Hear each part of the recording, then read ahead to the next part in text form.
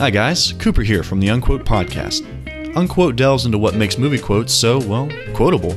See, I have a guest each week, watch a movie selected from the American Film Institute's top 100 movie quotes list, and then we sit down and ponder cultural impingement and cinematic preponderance and... Okay, you got me, my thesaurus was totally open.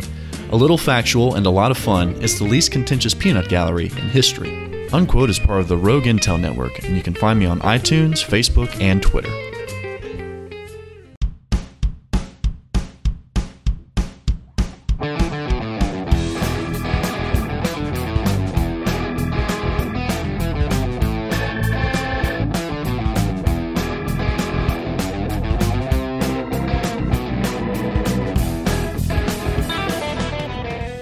We're the best there is at what we do, but what we do isn't very nice. And that's because this is the powerful Nerdcast. Hello, my friends. Welcome to another awesome episode of the greatest podcast on the internet. I'm your host, Corey. Joined with me, as always, is my cohort, Christian. And today we have a very special guest. I'm talking about Patrick Duffy, the man behind Rogue Intel, the greatest podcast network online. Patrick, thank you for joining us today. Oh, shucks, guys. Thank you very much for having me. No problem, Patrick. We're glad to have you here. I mean, it's well overdue. You've been very helpful and supportive to us as we've launched our podcast to the interwebs, and you have a great network that we love being a part of, and I think it's overdue that our fans actually get to meet you because they hear us talk about you all the time. Oh, well, thanks, guys. Again, it's a real pleasure coming on. I listen to your show, not only because I am the executive producer for Rogue Intel, but I'm also a total nerd. Hell yeah. Well, we're glad you like the show because, you know, we've been doing it for over 50 episodes now. Yeah, I know. It's crazy. But Patrick, why don't you tell us a little bit about yourself? Well, as I said before, I am the executive producer for a little podcast network called Rogue Intel. Started Rogue Intel about 2 years ago now. And I'm also the producer and host for a lovely show called The Prime Podcast, and that's also on the Rogue Intel network as well. That's theprimepod.com if you guys are interested in checking that out. That's awesome. What's like an average episode like if someone tunes into your show? We talk anything from current events to just crap we want to talk about, and we have our own little take on it. It's hosted by myself, my girl Carrie, and our new host, TJ, who's brand new to the show. Oh, that's awesome. That's awesome. Yeah. Well, it seems like a pretty laid-back show, kind of like a variety show, lifestyle show, where you guys just talk about whatever you like. It sounds fun. Pretty much. We do tend to keep it structured to a certain degree because I don't like a lot of chaos. And, of course, it is a high-production podcast. For anyone who's actually watching the video stream, which is primarily just you two gentlemen, I've got this really nice digital X32 mixer here. So I like to actually use it. So I've got the soundboard, I've got 3 monitors, I've got the digital mixer, I've got the same mic you guys have. So, yeah, I mean, it's a good fit.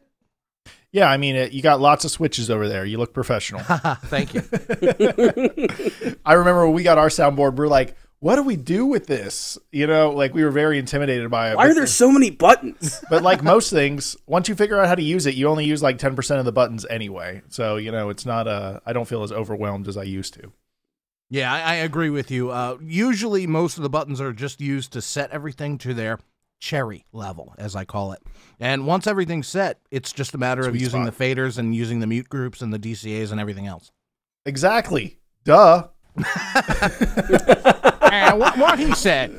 Yeah, what he said, the smart guy. Yeah, Corey, so we had a bunch of really cool topics today that we wanted to walk through. Obviously, we want to talk about the new X-Men movie coming out. Oh, yeah. Captain America Civil War is closer than ever. I know, we are 1 week away from that movie. Woo! I couldn't be more excited to be. Still feeling the sting of Batman versus Superman, which, have you seen that yet, Patrick? No, I listened to your episode where you guys talked about it. I have heard so many bad things about it. I love Ben Affleck, and from what you said and from what a lot of people are saying, Ben Affleck really did great as Batman. But the entire premise of the show, or the movie rather, it seemed kind of forced. And then looking at the trailers, I wasn't really that impressed. And after I listened to my man Corey over here tell everyone that it was pure shite, at least that's what I got out of it. I decided I'll wait until it comes out on Blu-ray and just go from there. I'm not going to go see it in the theater like I will be seeing Captain America and, of course, Apocalypse. Have you guys seen that new trailer? Oh man, so good. It was really hard to miss that one. But would you say you're more of like a Marvel or a DC fan, or just more kind of like casual on the fence? Oh no, I'm definitely a Marvel guy. I grew up listening. Sorry, I grew up watching the animated show for X-Men, and just fell in love with that. And when I think it was Bryan Singer who did the first X-Men movie. That's right. Okay, when he did the first X-Men movie, I was just floored. And from then on, I've seen the DC movies, the Spider-Mans, the Batmans, and the Dark Knight trilogy. Holy cow, that was an amazing trilogy. It was filmed really, really well. And I liked the story behind it too. But as a norm, I'm a definite Marvel guy. Yeah, it's like there's like glimmers of hope in DC where they have these artistic pieces, Nolan-verse type stuff that's really good. But overall, it's real hit or miss. Like Tobey Maguire, what is that his name? Yeah, that one was horrible. Yeah, he was pretty good in the first one, and then it all just sort of fell apart. And then the same thing with the second guy. He was pretty good in the first one, then it all sort of fell apart. And then you have Batman, Superman, which is getting off to a rocky start. It's like it's hard to be in DC land. There's no guarantee you're going to enjoy what you get. Yeah, I mean, financially speaking, Batman vs. Superman is doing fantastic. Warner Brothers is counting out the money every single day. The merchandise alone is going to be killer for them. But I think I kind of have to lean more towards the Marvel camp as well. It's more fun. It's more lighthearted. They seem like they're not just there to try and make a dark superhero movie like the Nolan Batman films. They're trying to truly make an entertaining film. And they always manage to up the ante by adding in all these brand new characters. And it blows my mind that we're a week away from Captain America, but, me and Christian have had this conversation almost every single week where we're trying to decide what movie we're more excited for, whether it be Captain America or X-Men Apocalypse, and I'm leaning actually a little bit more towards X-Men Apocalypse, which I really find surprising. I mean, I do like the X-Men. They're not my favorite superhero team ever, but I grew up, as a 90s kid, so I was there watching the X-Men cartoon, which I still think is a really great cartoon. I don't know if do they show that on like Netflix or anything nowadays? I don't know where you can watch that anymore. I'm sure you can find clips on YouTube, but that's about it. Because I would love to rewatch that show. Still has one of the greatest cartoon intros I have ever seen. That musical intro for X-Men is amazing. I think the only things that can like top it.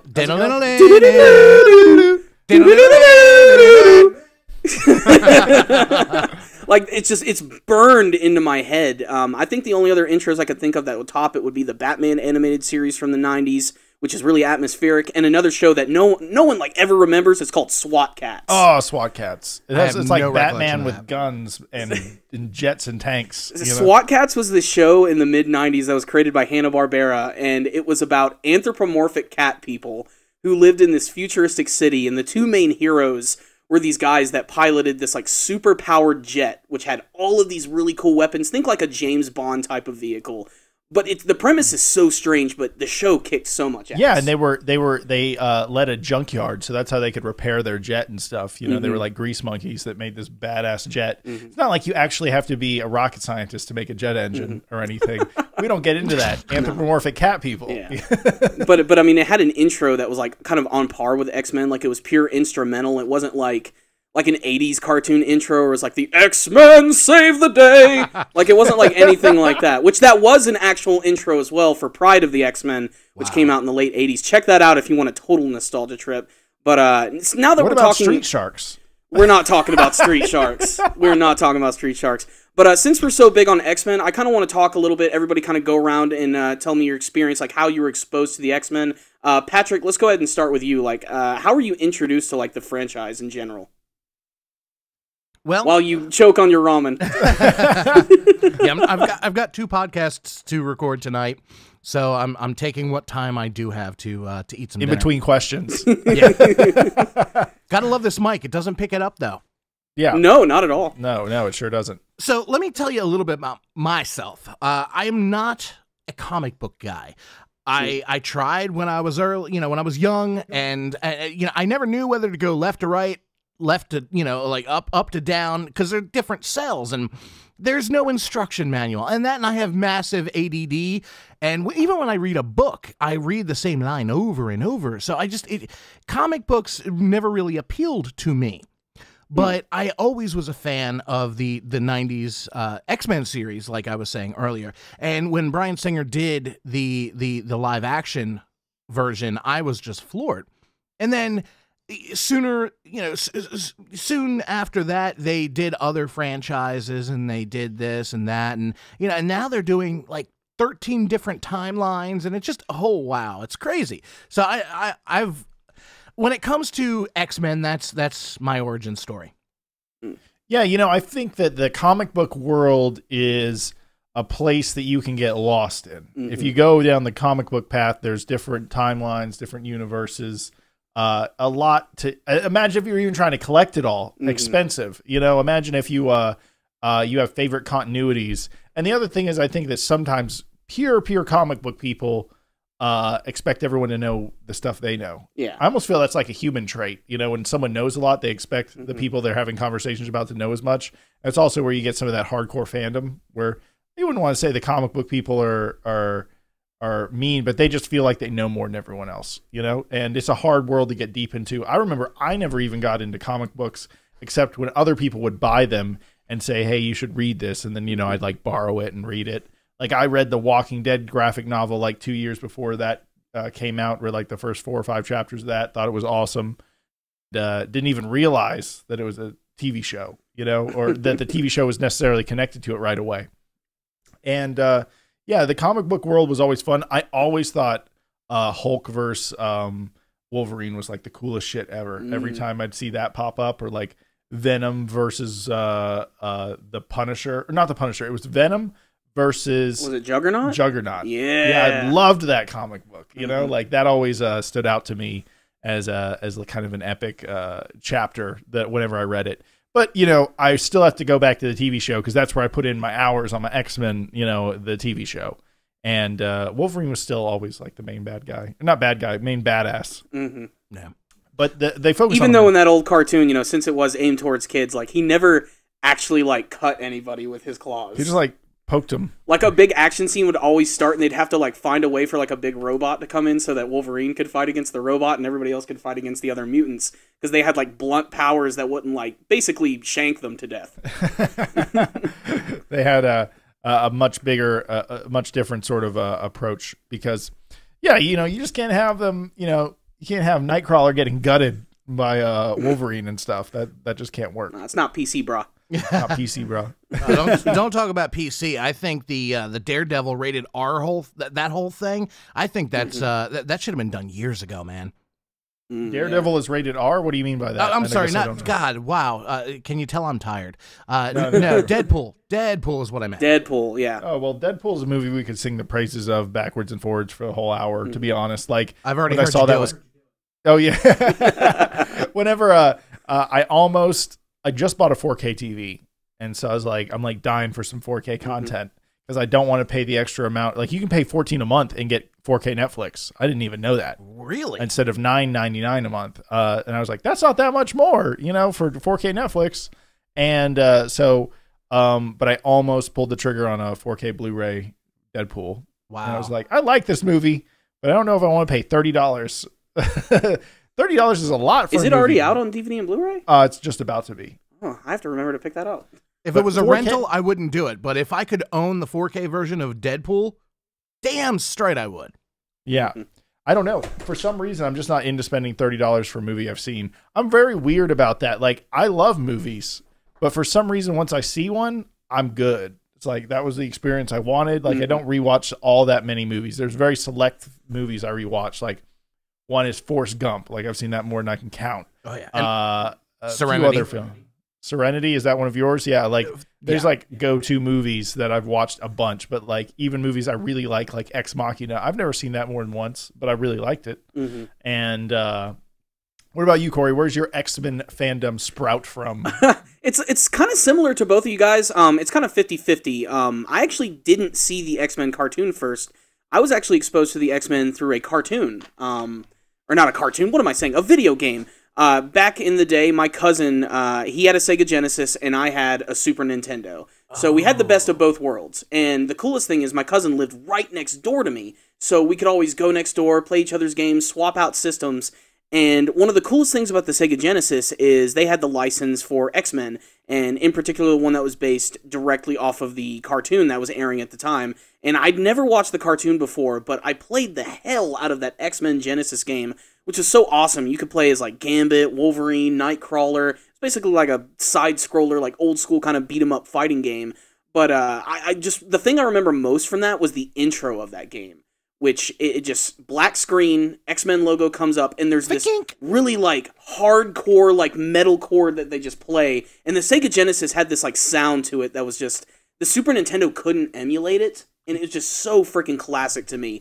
And I got really absorbed in that, and I was introduced to the characters, and that's when I finally started watching the cartoon, and it was just a snowball effect from there. Like, every Saturday morning, it was all about, like, Animaniacs, X-Men, and Spider-Man. Like, that was, like, my world right there. And then, obviously, I love most of the movies. The first one that came out, like, clearly that movie paved the way for big comic book movies, which are now being released. I love the second one. I still think it's the best one. Yeah. Which is mostly dealing with Wolverine's origins and everything. Did not care for The Last Stand, like a lot of folks did. Yeah, I was severely disappointed by that one. But it's okay because thanks to Days of Future Past, it's practically been erased from continuity. Yeah. Same thing for X-Men Origins and all that other stuff, or the Wolverine stories and everything, which I think Wolverine's cool, but I think he's in the story just a little too much. I like when Wolverine goes to Japan. Yeah, that was no one likes that. No, I thought it was a good movie. I thought it was a really good movie. I'm a huge fan of Hugh Jackman. So anything, I mean, even back to Kate and Leopold, huge fan of Hugh Jackman. And I think it's going to be sad to see him go after the what is it, the third solo movie. But he's aging way too much for someone who doesn't age that well. That's true, yeah. I mean, that's something they really had to think about. And I mean, I don't know, maybe they could do what they're doing now, which is really popular with a lot of these movies, about taking old actors and using CGI to sort of make them look a little bit younger, like they did with Terminator. Michael Douglas and Ant-Man. They could do that. Yeah, but I mean, there is a point where that starts to go into, like, uncanny valley-like territory, where they start to look, like, too fake, but almost... Like Tron? Yeah, a little bit like that, yeah, with... who was that? The dude. The dude, Lebowski, yeah. The dude's young again. The dude abided. But that was jarring, like, seeing that for the first time. Like, oh, like, they're clearly going this route from now on, but they haven't quite perfected the technology yet. But yeah, this is... Hugh Jackman's run as Wolverine is definitely coming to an end in his third solo film. And then, of course, in this upcoming X-Men Apocalypse, which, up until a couple days ago, I didn't even think that he was going to be in the movie at all. I was so thrown off by this, I forgot, like, that he was part of... I was like, oh, yeah! Wolverine, why hasn't he been in this movie yet? You know, I was really excited about that. So, but Wolverine, as badass as he is, he's not the best mutant on mutant fighter. No, not necessarily. I mean, he's practically indestructible, and he's got his berserker rage going for him. But like, he has a lot of really big weaknesses. Yeah, like anyone that can control like metal. Like yeah, Magneto just completely destroys Wolverine. Yeah, anyone that has any sort of decent range attack, can usually get him. Yeah, and he just doesn't. He's good if he gets in your face. It's just like I don't think he's the best mutant assassin kind of guy. No, like Nightcrawler. Sorry, go ahead. No, I was going to say Mystique is way better at fighting mutants, which kind of is why she's probably seems like the leader in a lot of ways of the Captain America side, if you will, of the. But yeah, continue, Patrick. Sorry, but even in the X-Men universe, I mean, you've got not only Magneto, but you think of Nightcrawler, think of Quicksilver. They could all kick, Wolverine's ass.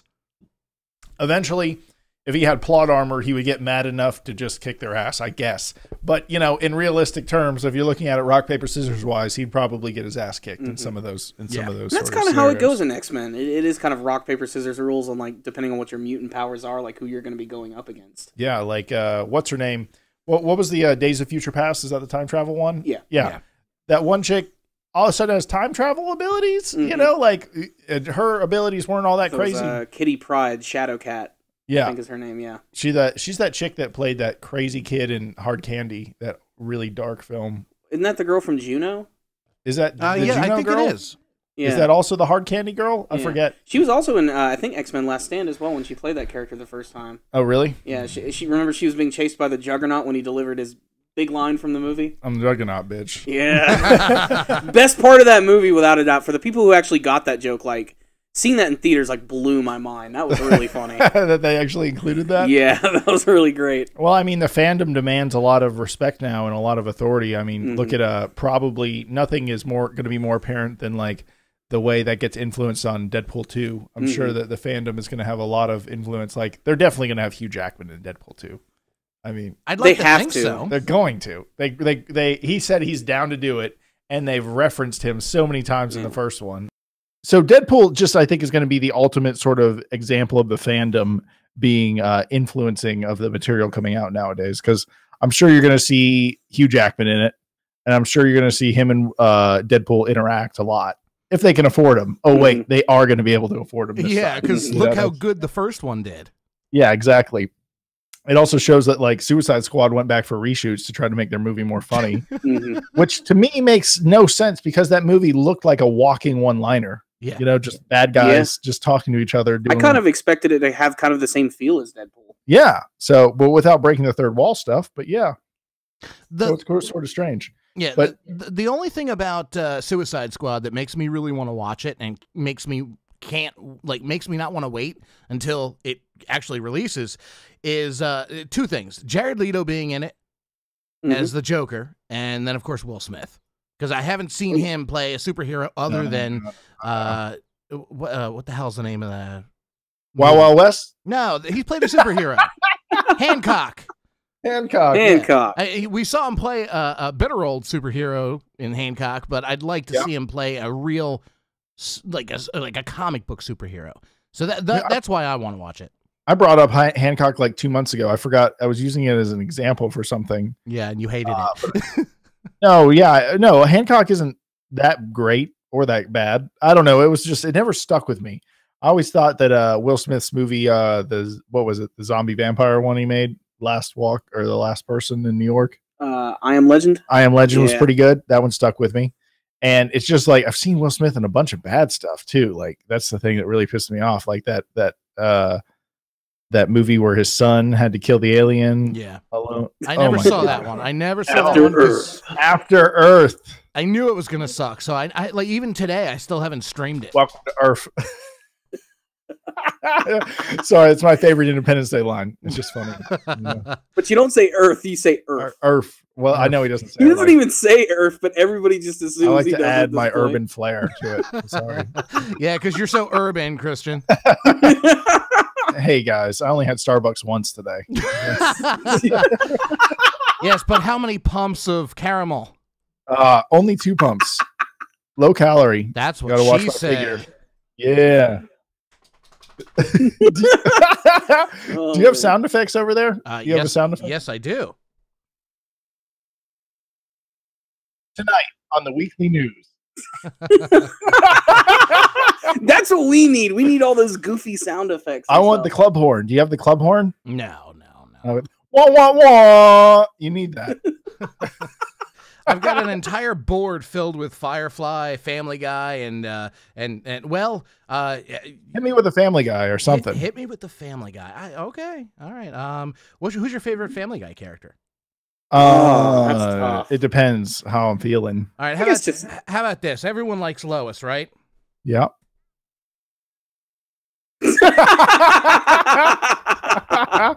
Man. Oh wow. That's awesome. Yeah. I Okay. Do you got where's my money? Or like you got money for fake mustaches? I've need got a some lot Stewie. of Stewie. I've got, I'm sure. Like I've got a lot of Stewie. Like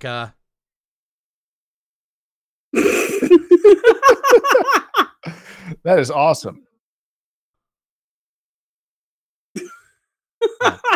I sprinkle it in over time with the Prime podcast. I'm always doing something with the soundboard.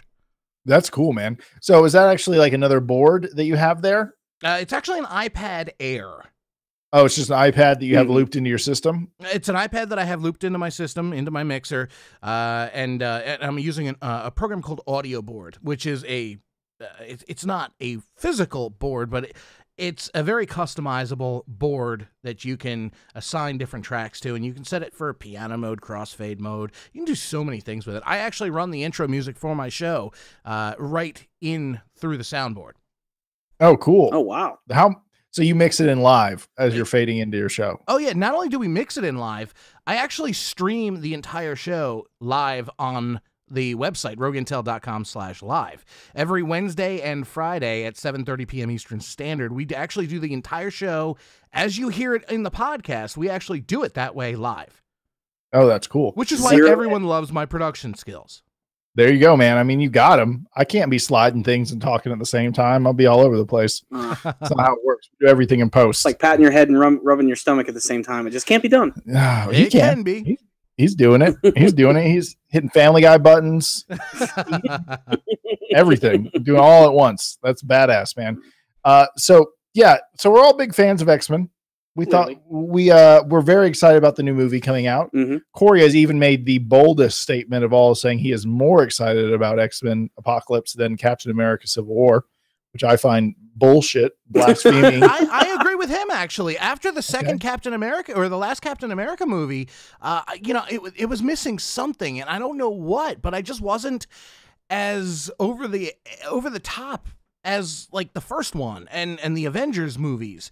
There was just something lacking in the last one. So I agree with you, Corey. Mm-hmm. I thought the last Captain America was fucking awesome. It lacked nothing. I mean, it was kind of very good. Okay. I mean, it was a great movie. It wasn't up to standards, though. I thought the first Captain America had better characters. You know, like Bucky's sort of a one-note sort of dude. Mm-hmm. You know, he's got history, but he doesn't really show emotion. I mean, they just talk about it a lot. They're like, that character's got emotion, and then he's just like punching someone, and they're like, there's a flashback in there somewhere, and he's just punching someone. And I'm like, this character's a little bit one-dimensional. But overall, I thought like the action was excellent. Like the Samuel L. Jackson car scene in Winter Soldier, excellent. You know, and it made me care about Captain America, because I always thought Captain America, before we've had this version in the MCU, was the most boring superhero. You know, I'm like, okay, he's just a dude running around in American tights. You know, punching. It's Marvel's version of Superman, basically. Yeah, but not as cool. Like in certain ways, hey, you know. At least it wasn't Captain Planet. Come on. Yeah. We're still waiting on that live action Captain Planet. I'll man. keep waiting and forget about it. Have you seen the Don Cheadle Captain Planet video? No. Oh my God, dude, you need to watch that. Everyone needs to watch that that's listening to this podcast. It's funny. I'd be okay if you pause this podcast and then go watch it. Internet peoples. As long as you come back. Yeah, come back and hit play. But it's just very funny. It's just, the power is mine, bitches. I mean, for people who think that Don Cheadle played War Machine great, wait till you see his Captain Planet. It is just, it is amazing. I became a Don Cheadle fan after Crash came out. Crash is very good. Very good movie. Yeah. And then of course Reign Over Me was equally as well. It wasn't equally as good. It was right on par though. Mm-hmm. Yes. That was an interesting movie. That's got Adam Sandler in it, right? Yeah. Yeah, that's such a different movie for Adam Sandler. Like, you know, because when he's not making The Ridiculous Six on Netflix or, you know, Grown Ups or something, like that's a really serious movie. Like it definitely has some funny elements to it, a little bit of dark humor. But I've never seen Adam Sandler like give a shit that much when he makes a movie. Yeah, but it made him give a shit, but on a low tonal level. I don't know how to describe it. It's like a person that's slowly losing their mind and being, you know, quiet about it. And it's just a role that I think was written really well for Adam Sandler to put out his professional acting chops, you know, for once. Yeah. And it was a good movie. I liked Funny People though. You know, that was a good movie too. That was one of his last decent comedies that he's put out, because Pixel didn't do it. It made me so sad when my girlfriend we were on a plane and my girlfriend watched Pixels and she's like, it was so good. And I was like, no, it wasn't. No. I mean, it was okay. Like, I wouldn't watch it again. I've never seen it. I just watched a little bit over her shoulder while she was watching it, you know. And I did not see it either. I just completely skipped that one. Ridiculous Six was funny, but in a bad way. Like, and not in the good bad way. no, in the bad way. Yeah. I mean, it was cute, and I giggled, but that's another movie I have no desire I to like see again. Rob Schneider's shitting donkey. Like, that was my favorite part when he. That's the highlight of your movie. When you got the guy Jacob, Team Jacob from Twilight, he plays a retard the whole time. Yeah. We got the same paw. I'm like, what am I watching? But yeah, Netflix is killing it. Besides that, they made that. Can you believe that? Yeah, that's ridiculous. And but have you seen the season 2 of Daredevil? Speaking of Netflix. Me, no, I haven't seen season 1 of Daredevil. I saw the movie with Ben Affleck, Daredevil, and I actually liked that movie. Wow. That might be the first time I've ever heard anyone say that. I like a gun in your head somewhere. No. Someone pointing. I might have a tumor or something, but no, I like Ben Affleck, and I've seen most of his movies, and really have nothing against. Oh, Ben Affleck can do no wrong. I understand. No. He's not Matt Damon. He can do wrong. Oh, that's funny though. Matt Damon. Yeah. The Jason Bourne movie. Oh, that trailer. Oh, if you want to hear me geek all over that, listen to the last episode of Prime. We talked all about it. Oh, really? So you're really into the Jason Bourne series? I love action and suspense, and I love the Darknet stuff. So yeah, that's all about me. Yeah, the Jason Bourne series has always been good, but man, here, pay attention to one of those movies now, because they do this thing called shaky cam a lot, where even if there's no action going on, like they're just like, doing the government stuff in the reconnaissance rooms and stuff. Watch how much the camera shakes, and you'll never not notice it again. Like it'll bother you. So it's like The Sixth Sense. After you watch it once, you can never see it that same way again. You'll always know he's dead. Yeah. Like come on, dude! Spoilers. Oh, that movie's been out like a decade. Too bad. If it's been out more than 10 years, I don't care anymore. Yeah, we've got to draw the line somewhere. Mm-hmm. Yeah. I mean, there's a point where it's pop culture things you should respect, and then it becomes history. And at a certain point, I'm glad that movie came out too, like before the internet went too crazy, because that's the type of movie, like the day it comes out, everybody would know the ending. That'd be like the headline on Kotaku, or like the headline on Gizmodo, or whatever your favorite blog is. Be like, he's dead the whole time. Yeah, and it really would ruin the experience. It's kind of like The Village from M. Night Shyamalan. I did not find out. Well, that was horrible. Dude, come on. That was his last good movie, if you ask me, but it was a good movie. Oh no, Patrick. I remember being in the theater, because I remember we all went and saw that. We're like, this is the next big M. Night Shyamalan because I saw Signs and I loved Signs. So did I. Signs blew me away with the tension and the fear, and you can imagine being alone in your house with these fucking aliens invading, and the world's figuring out there's aliens coming, and you just saw one through your window.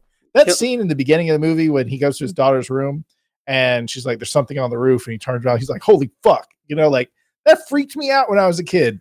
And then we went to go see like The Village, and we're like, yeah, it's gonna be like Signs. It was just so bad. That scene at the end where she's walking through the woods and you see the fake monster for the very first time, and it started to run towards her, whole audience just started cracking up. Because we were like, that looks like a friggin' monster from Power Rangers. Come on. And I mean, obviously it was someone in a suit, so it does make sense that it would look that way. But at the time, it just, I don't know, it didn't do much for me. Same thing for Lady in the Water. I liked Lady in the Water. Did you really? Lady in the Water was just piles of suck. Well, it was so confusing. I guess this is artistic. No, that's not how it's supposed to work. I was like, it's so confusing. I guess it's good. If I want artistic, I'll watch a movie with an epic soundtrack like Ex Machina, which I've seen that movie too, and I absolutely loved it. And I still have listened to the. You want a robot sex slave now? Do you want one? I already put in my order. I've got my woman, so I'm good, man. Oh, okay. You're going with the organic model. I gotcha. Organic is best. Doesn't every vegan say that? I guess that's true. So yeah, like you're saying though, artistic movies, you go for an artistic movie, but like Lady in the Crash. Water, I just thought I haven't seen it in so long. I should just shut up. This movie might suck. Watch it again and see what happens. That's all I'm gonna have to say. I tried watching it again for a second time. I got 30 minutes in. I'm like, nope, done. Yeah, Done. you calling Lady in the Water artistic is like me calling The Goonies artistic. Well, The Goonies, it's man. a classic. It is The Goonies a is classic. awesome. It's a classic, but it's not artistic. It was goofy humor. It was a typical 80s crap, but we all loved it. You know, I don't really like hanging out with, this sounds bad when I say I don't like kids, but for some reason that movie is just kids screaming at each other the whole time. Like if you're like just got done babysitting and you start watching that movie, you'll be like, turn this off. You need to really rewatch that movie and it's just kids screaming at each other the whole time. Like, I disagree. You do this. The Goonies, though, to me is like, it's such a nostalgic movie. Like, I watched that so much as a kid. Oh yeah, it's like So 16 Candles or Pretty in Pink. You know, any of those horrible movies from the 80s. They're just such great pieces of my childhood. Mm-hmm. So rewatchable too. Like Yeah. I could watch the original Karate Kid and Breakfast Club like every week, and I'd never get sick of it. No, Don't know why. it's Molly Ringwald. I think it might be. She's hot. Oh yeah, even now, Was hot. even now. No, it was hot. I think she's still pretty attractive, personally. I'm good. All right, well, more for Corey and me. Yeah. Yeah. Like we'd ever get Molly Ringwald. I just take my sex robots and leave. Speaking of sexual robots again, No. Ex Machina. Cool thing about that movie is that Oscar Isaac was in it, and he's been like one of the biggest stars right now, starring in that movie, which completely blew my mind. He was Poe Dameron in Star Wars Episode 7, The Force Awakens, and now he is actually going to be playing the big villain in X-Men Apocalypse. He is playing Apocalypse, and I honestly at first wasn't too impressed with the way everything looked, but the more I see the marketing of the movie, the more I see the brand new makeup effects and the way they make his eyes look and everything and his big epic speeches, I honestly think he's going to blow it out of the water. And he's the main reason I think I'm excited the most for X-Men Apocalypse, because Apocalypse is like the ultimate X-Men villain, and I can't believe it's taken like this many films to finally get to him, and that's really why I'm so excited about it. I mean, like, what do you guys think of Apocalypse in this movie? I can't wait. Simple as that. That's all I need to say. I cannot wait. Yeah. You've already said everything. Yeah. Well, I also think that's going to be good because they just haven't really faced some all-powerful being. You know, like the MCU and DC now have their big upcoming powerful beings. You know, your Thanos and your Darkseids coming. And if anything, X-Men is getting to it first. Like they're jumping on the ultimate being bandwagon faster than everyone else is. And I think it's going to be a fun ride. Mm-hmm. I really don't know. I feel like I still don't know that much about Apocalypse. Mm-hmm. So I really don't really understand what his powers are. I heard he can grow. I heard he's super strong. And then, can he shoot laser beams? Like Yeah, he can. He can shoot laser beams? The whole point of Apocalypse is that he's like an amalgamation of everything? Pretty much. He's like this primordial mutant. Like, he's one of the very first ones, and his powers are just about anything. Like, super speed, super strength, flight. He can shoot energy beams. He can grow in size. And he also happens to be imbued with alien technology as well. So he's just got so many powers at his disposal. And they've already shown from a lot of the previews from this movie, he's going to be using a lot of those. The scene where he grows really big and beats the crap out of Professor X, or just the scenes in general where he's like just destroying everything around him just with his pure power. I really can't wait to see how they're going to stop him, or even if they even kill him, because a lot of these superhero movies, they have this like tendency to want to like kill their villains in the movie. Like Batman 1989, Joker falls off of a building. Batman Returns, Penguin falls and falls to his death and everything. Two-Face, Tommy Lee Jones. Tommy Lee Jones gets killed by Val Kilmer. They always end up killing the villains, and I don't know why they want to do this. Well, all of those you just mentioned, I think, were DC. They were DC, yes. Yeah. Well, they killed a lot MCU of is a little nameless different. aliens. What, in the Avengers? Yeah. They killed a lot of nameless aliens and a lot of Ultron clones. Yes. Which is the other reason why I think Captain America is going to be great. The adversary is not just going to be a bunch of faceless clones. It's going to be actual people that we've, grown attached to over the course of these like 11 or so or more movies. Like, isn't that crazy to think that there have been over, I think, like 12 different Marvel films all set within the same continuity, and they're still going to keep going. strong into like 2020. I'm cool with that. Doctor Strange. Like, no one's talking about Doctor Strange that much, but I'm not a huge Doctor Strange fan either, but the trailer looked pretty cool, if anything. I still need to watch that. You haven't seen it yet? Yeah. No, I heard it's probably pretty good. Mm-hmm. I mean, Cucumber Patch is quite a good actor, so I'm quite excited to see him do some stuff. And oh yeah, I got you. And so yeah, Cucumber Patch is great. And how do you follow that one? Yeah, I know. And the other thing is, what was I saying? Yeah, I think you were checking your voicemail or something. Yeah, my fucking phone buzzed 5,000 times. Sorry about that. Oh, I'm checking my voicemail right now. I'm going to check it in a second. But the other thing is, I'm excited about the X-Men movie, but my closing arguments again are Captain America: Civil War will be the biggest superhero movie this year, and it will probably make more money by about 500 more million than X-Men will. It'll definitely make more money. I think merchandise alone is going to pull that movie ahead. I mean, Spider-Man is just going to do wonders for that movie. I mean, it's just going to be amazing. I think that's the main reason I'm excited for Captain America, is to finally see another brand new interpretation of Spider-Man played by a new actor, the youngest that we've ever seen, which a lot of people don't like. They think that's like they think they're trying to appeal to younger people too much. Spider-Man's always been a kid. Like, that's always been the whole point of his character, is that he's this young superhero who happens to live in this world with all these other crazy heroes. I just hope they don't do another origin story. How many freaking origin stories do we need for Spider-Man? With great origins come great responsibilities.